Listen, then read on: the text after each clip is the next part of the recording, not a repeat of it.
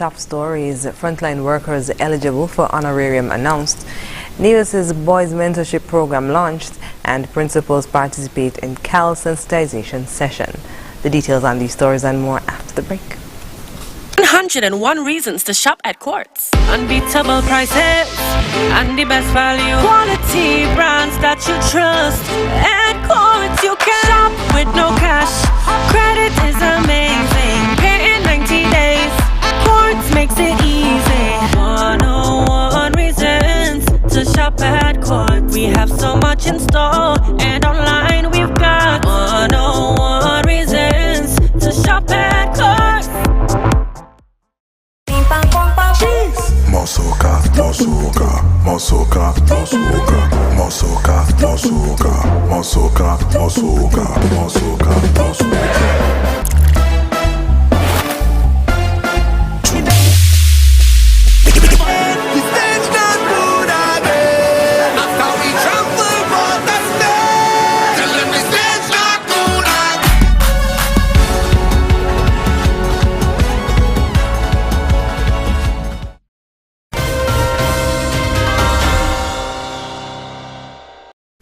Hello and welcome to the ZIZ Channel 5 newscast. I'm Carla Berridge. Information regarding the persons who qualify for an honorarium payment has been disseminated following a request from Prime Minister Dr. Terence Drew at Monday's press conference. In a notice from government headquarters, it said that Cabinet approved a one-time payout of EC $2,000 for each of the frontline workers for services provided during the COVID-19 pandemic. The qualifying institutions include Customs and Excise Department workers at the airport and seaports and the Fusion Center, Ministry of Finance, Ministry of National Security, immigration officers based at the airports and all seaports, Royal St. Christopher and Nevis Police Force, St. Kitts and Nevis Fire and Rescue Services, St. Kitts and Nevis Coast Guard, team of compliance officers, National Emergency Management Agency NEMA staff members who contributed to the daily then weekly press briefings until March 30th, staff of His Majesty's Prison, SCASPA employees, essential workers, Ministry of Tourism and St. Kitts Tourism Authority, SKNIS and ZBC staff, Ministry of Health, Health and Emergency Operating Committee, Health IT technicians, Port Health Surveillance officers, Environmental Health Department team, all community-based nurses, doctors and all allied staff, and all hospital-based nurses, doctors and allied staff. Persons who previously received any form of compensation for work directly related to the COVID-19 pandemic will not be eligible for an honorarium payment under this initiative. Payment of the honorarium is expected to be facilitated on Friday, 21st October, along with their month's salary. Principals across primary and secondary schools in the Federation participated in a key stage assessment learning CAL sensitization session on Tuesday at the St. Kitts and Nevis Customs and Excise Department's conference room. The purpose of this session was outlined by Amanda Edmead, Director of the Curriculum Development Unit. We are here today at the Customs Conference Room reporting to primary and secondary principals on the pilot of CAL 2022. This is the first opportunity that they would have of getting an idea of what the reporting for CAL will look like at a school level. So the principals were apprised of what the reporting templates will look like for each of their schools and to provide feedback for the process going forward. Michelle Rochester Woodley, principal of the Newton Ground Primary School, expressed appreciation for the information shared at the session. This workshop is quite appropriate because we are getting information that is very vital for the upcoming CAL 2023. We need to know exactly how we can help our students. So during this workshop, we were able to discuss challenges, issues. CAL was piloted in the primary schools across grades 4 and 6 on June 7, 2022. It replaces the test of standards and focuses on assessments that assist the curriculum development unit to align subject offerings and content with the long-term needs of students. Senator Iselene Phillip, Junior Minister of Gender Affairs in the federal government, officially launched NIVIS's Boys Mentorship Program on Tuesday at the Malcolm Gishad Recreational Park. The program is being piloted at the NIVIS International Secondary School and the NIVIS Island Administration's Department of Gender Affairs.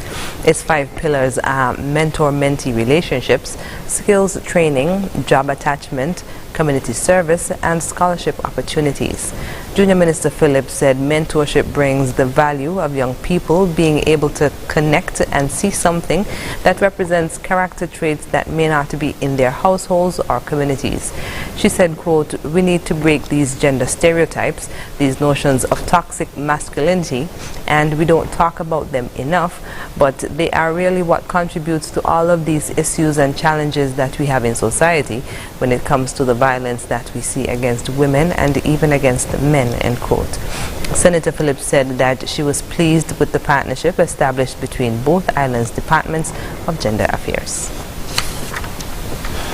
The job of a crime scene officer is to determine the forensic potential of crime scenes by processing, assessing, collecting, packaging, storing, analyzing, and making sure the exhibits of a crime scene are adequate to conduct further testing.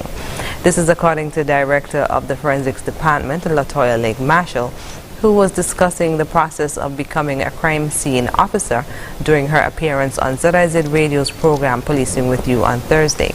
She explained the process, which consists of an internship with the courts and getting a written and practical exam. They go through grueling process. It's not very easy to enter this department. If we deem that you're a potential candidate, you must go through at least a year of internship, where you're going to be working along with an assigned level 3 technician. You will be assessed, you'll be under a lot of pressure. You would have to do internship with the courts. You must learn the entire system.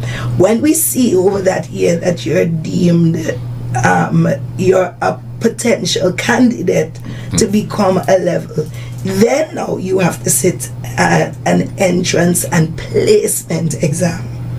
That exam is written and practical. Mrs. Lake Marshall noted that the candidate must pass both exams with over 70%. She said once a person is successful with their exams, they will start as a level 1 crime scene officer. So once you become a level 1 now, for the first 3 to 4 months of that area of you getting a level 1, you still have to function on another shift. Okay. But you will get minimal scenes, like maybe a wounding, you get a house breaking and larceny, and these are assessed.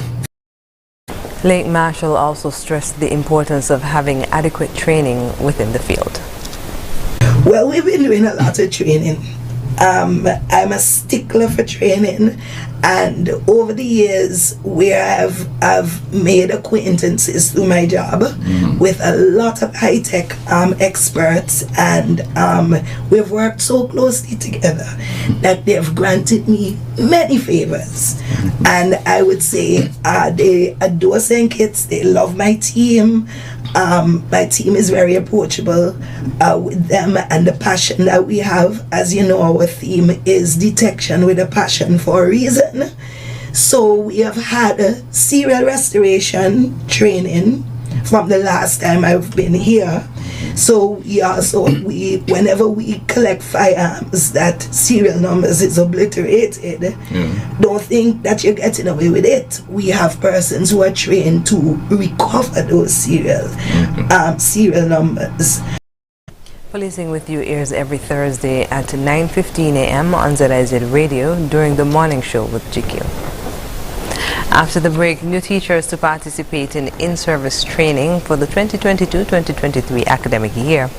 And USAID launches EC Youth Justice Systems Program. Stay with us. Elevate your experience with Flow's fiber-fast internet and mobile combined. Enjoy double data and unlimited talk on 4 mobile lines. Plus up to 35 megabits per second home internet speed at the best rate, giving you the best value to stay connected. Hon, I think our Flow mobile is elevated. You think? An elevated experience starts with Flow at home, powering double data and unlimited talk on 4 mobile lines at the best rate. Visit a Flow store to sign up today. This is your boy Super Andy Handyman with your super dandy deals at Hosford's Building Center for the month of October. Bathroom cabinet $380.28. Dog kennel $171.79. 50-foot hose $114.32. Hose nozzle $46.06. Lawn rake $32.27. Dorsey lantern $85.85. Claw hammer only $52.25. Super dandy deals at Hosford's Building Center, making home improvement easy. Green means go with one rate. Green means go with one rate. From Republic Bank, go green with hybrid or electric vehicles and it's one low rate. And we mean low. Go green with solar-powered air conditioners, grids, water heaters, and it's still the same low rate. Any green product, one low rate. Offer ends December 31st. Green means go with one rate today. Call or check your nearest branch for details.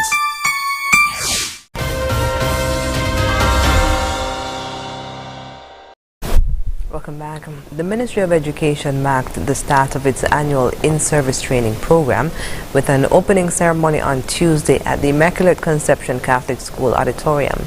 The activity launched the weekly in-service training sessions for the 2022-2023 academic year. Chief Education Officer Francil Morris, in his address to the new teachers, said that in-service training provides a catalyst for teachers to ensure that they can effectively execute their duties in the classroom. The in-service training, therefore, provides a catalyst for you as teachers to ensure that you can effectively execute your duties within your classroom. Therefore, this opportunity for professional development is one way of supporting you with the necessary skills to meet the current needs that will ignite the learning process for both you, the teacher, and the student.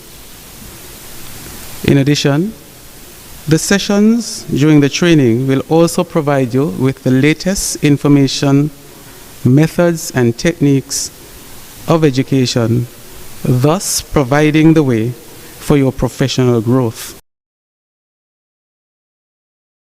To the new cohort of teachers, Minister of Education Honorable Dr. Jeffrey Hanley articulated the ministry's commitment to teacher empowerment and professionalization. The Ministry of Education understands the importance of continuous professional development. This is clearly outlined in our career pathway and continuing professional development framework for teaching professions of St. Kitts and Nevis. It highlights the need for teachers to be lifelong learners and utilize continuing professional development to able meet the needs of the ever-evolving classroom and the constantly changing student needs. A coherent system of career-long teacher professional learning, therefore, supports teachers towards both self and school improvement. Thus, as a ministry, we are quite passionate and committed to teachers' empowerment and professional development as you play a pivotal role in educating and advancing our future generation. The in-service training sessions will become a staple for these teachers throughout their first year of teaching. St. Kitts and Nevis, as well as other Caribbean territories, are set to benefit from a $5.3 million grant from the United States government through the United States Agency for International Development, Eastern and Southern Caribbean. The grant will go to the Organization of Eastern Caribbean States, OECS Commission, to implement the Opportunities to Advance and Support Youth for Success OASIS project in the Eastern Caribbean over the next 4 years. The project aims to reduce crime and violence rates among young people across the Eastern Caribbean and will focus on strengthening youth justice systems in Antigua and Barbuda, Dominica, Grenada, St. Kitts and Nevis, St. Lucia, and St. Vincent and the Grenadines. OASIS will strengthen existing and invest in new programs that will provide skills development, psychosocial support, and family interventions for youth in conflict with the law through collaborations with government and non-government partners. OASIS will also support partner countries to implement and institutionalize a case management system to monitor young offenders from their initial contact with law enforcement through to their reintegration into society. The project was launched in St. Lucia recently. The Eastern Caribbean Central Bank and Tech Beach Retreat are partnering to help foster increased entrepreneurship, innovation, and investment in technology within the region. The partnership is focused on identifying and developing the best technology startups in the Eastern Caribbean Currency Union by providing access to various resources, including global mentors and access to world-class summit that connects the best in the world with the best in our region. The search is on for the best tech entrepreneurs in the ECCU region to participate in a specially designed program for Caribbean startup entrepreneurs during the Tech Beach Retreat from 8th to 10th December 2022 in Montego Bay, Jamaica. To be eligible to participate in the program, businesses must be less than 5 years old, operating in the technology and innovation space within the Eastern Caribbean Currency Union, and have the ability to create additional employment within 2 years of participation. These businesses must also be willing to report and to have predetermined data or information about the business published in the future to track, monitor, and showcase success stories. The entrepreneur must be willing to provide counterpart resources of US $350 to attend the Tech Beach Retreat. Interested persons can email info@eccb-centralbank.org. Coming up in regional news, small businesses and startups in St. Lucia get new financing options. The details when we come back.